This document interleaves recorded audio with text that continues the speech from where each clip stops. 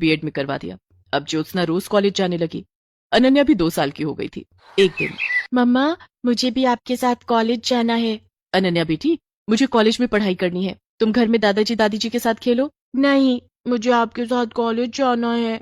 इसे अपने साथ ले जा ज्योत्सना, ये सारा दिन तुझे याद करती है और तेरे पास आने की जिद करती है। तेरे साथ कॉलेज जाएगी तो इसका दिल बहल जाएगा। उस दिन ज्योत्सना अनन्या को अपने साथ कॉलेज ले गई। ज्योत्सना की क्लास में सब अनन्या को बहुत प्यार करने लगे। कोई उसे चॉकलेट देता तो कोई उसके साथ खेलता। तभी ज्योत्सना ने देखा कि राजन अनन्या को अपनी गोद में लेकर उसके साथ बातें कर रहा था। राजन ज्योत्सना की क्लास में पढ़ता था। क्या बात है राजन, अनन्या परेशान तो नहीं कर रही है ना? अरे नहीं, बहुत प्यारी बच्ची है, इससे बातें करके मुझे अपना बचपन याद आ गया। तुम इसे रोज अपने साथ लेकर कॉलेज आया करो। अब ज्योत्सना रोज अनन्या को अपने साथ कॉलेज लाने लगी। धीरे धीरे राजन ने अनन्या के साथ गहरी दोस्ती कर ली।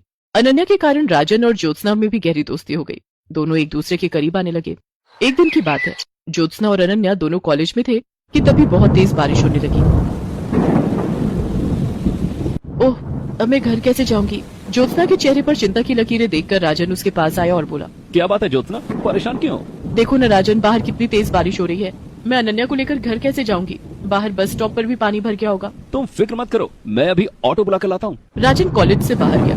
बाहर बहुत तेज बारिश हो रही थी और सड़क पर पानी भरा हुआ था, लेकिन राजन अपनी परवाह न करते हुए बड़ी मुश्किलों से एक ऑटो वाले को बुला कर लाया। चलो ज्योत्सना, अनन्या को लेकर इस ऑटो पर बैठ जाओ, मैं तुम दोनों को घर तक छोड़ देता हूँ। ज्योत्सना, अनन्या और राजन तीनों ऑटो पर बैठ जाते हैं और उस दिन राजन ने दोनों को घर तक छोड़ा। राजन, मेरे घर नहीं आओगे? मैं तुम्हें अपने माजी और बाबूजी से मिलवाऊंगी। हाँ, क्यों नहीं। राजन ज्योत्सना के घर आया। ज्योत्सना ने उसे पंकज और सुभद्रा से मिलवाया और बताया कि कैसे राजन ने तेज बारिश में भी भीगते हुए उसे और अनन्या को सुरक्षित घर तक पहुंचाया। ये तो तुमने बहुत अच्छा किया बेटा, वरना ये दोनों कॉलेज में न जाने कितनी देर बारिश रुकने का इंतजार करती रहती। राजन बेटे, तुम आते रहना और कॉलेज में ज्योत्सना का ख्याल रखना।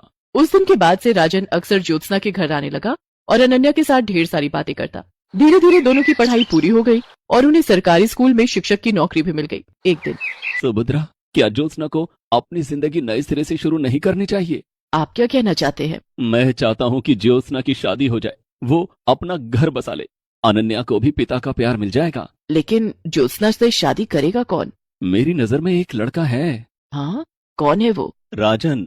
राजन ज्योत्सना का बहुत अच्छा दोस्त है और वो अनन्या को भी बहुत प्यार करता है। लेकिन हमें इस बारे में ज्योत्सना और राजन से भी बात कर लेनी चाहिए। मैंने राजन को फोन कर दिया है, वो आज शाम को हमारे घर आएगा। हम राजन और ज्योत्सना दोनों से बात कर लेंगे। ठीक है।